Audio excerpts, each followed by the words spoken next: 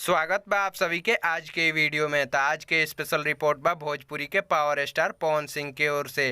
तो आज के वीडियो में हम आप सभी के बतावे वाला बानी भोजपुरी के पावर स्टार पवन सिंह के आवे वाला फिल्म घातक के ट्रेलर के रिलीज डेट और टाइम। वीडियो शुरू करे से पहले आप सभी के बता दी कि अगर वीडियो पसंद आई तो वीडियो के लाइक कर देम, शेयर कर देम और चैनल पर नया बानी तो रोज ऐसा खबर सबसे पहले देखे खातिर हमनी के चैनल के भी सब्सक्राइब कर देम। भोजपुरी के पावर स्टार पवन सिंह के आवे वाला फिल्म घातक के second look poster social media के माध्यम से रिलीज कर देहल गइल बा, जौना कि आप लोग स्क्रीन पर देख सकतनी।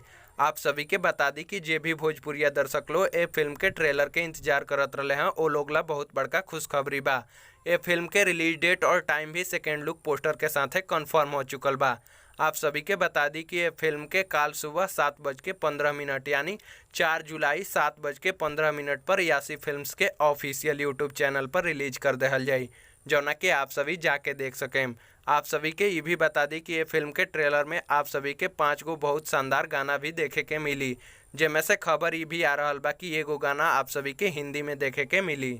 तो आप लोग कमेंट में बताएं कि आप सभी के इस सेकेंड लुक पोस्टर कैसन लागल और कितना लोग आप लोग में से ये फिल्म के ट्रेलर के इंतजार कर रहल बा। तो आज के वीडियो में बस इतना ही। उम्मीद बा कि वीडियो आप सभी के पसंद आयल हुई। वीडियो के देखे खातिर आप सभी के बहुत बहुत धन्यवाद। अगर वीडियो अच्छा लागल तो वीडियो के लाइक कर दी, शेयर कर दी और चैनल पर नया बानी तो रोज ऐसे खबर सबसे पहले देखे खातिर हमनी के चैनल के भी सब्सक्राइब कर ली।